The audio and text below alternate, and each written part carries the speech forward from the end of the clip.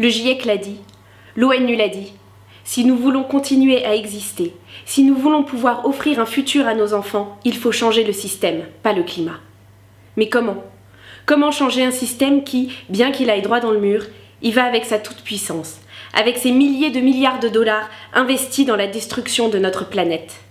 Comment faire changer de cap des industriels tels que Bayer, Monsanto, Total, dont l'activité empoisonne nos sols, notre air, notre eau et notre nourriture ? Comment parler à nos concitoyens ? Comment leur faire prendre conscience de l'urgence, de l'imminence du danger ? Et surtout, comment faire pour que lorsqu'ils en prennent conscience, ils ne tombent pas, nous ne tombions pas tous ensemble dans le fatalisme ? Il est nécessaire que les citoyens s'engagent. Et l'engagement citoyen doit reposer sur 2 pieds. D'une part, il faut inventer des alternatives au système actuel, et d'autre part, il faut se battre contre ceux qui ne veulent pas que le système change. Aujourd'hui, nous devons sortir du mythe de la croissance infinie.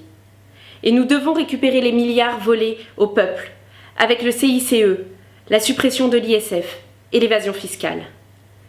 Près de 130 milliards sont détournés au profit des plus riches, au détriment de l'environnement.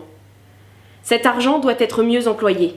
Il doit servir à soutenir et développer des alternatives pour faire émerger de nouveaux modes de vie, de nouvelles manières de s'organiser ensemble et de faire société. Des alternatives, il en existe déjà. À travers l'organisation du Tour Alternatiba, à travers la rédaction du guide des alternatives à Marseille, on en a rencontré beaucoup. On sait déjà vers où on veut aller. Et on sait contre qui on doit se battre. Nous, les citoyens, nous sommes une force immense. Les banques, les multinationales sont des colosses aux pieds d'argile. Les sommes astronomiques que la Société Générale investit aujourd'hui dans l'extraction du gaz de schiste aux États-Unis, elles sont à nous. Ce sont nos euros à nous, mis bout à bout, qui leur permettent de financer un gazoduc et un terminal d'exportation géant au Texas, le Rio Grande LNG. Ça vaut pour la Société Générale, ça vaut pour d'autres banques, ça vaut pour Total et ses forages dans des réserves naturelles, ça vaut pour Amazon et Apple, leur évasion fiscale et leur obsolescence programmée. Et ça vaut aussi pour notre gouvernement qui entretient le mirage de sa pseudo-politique de transition énergétique qu'il fait injustement peser sur les ménages les plus modestes.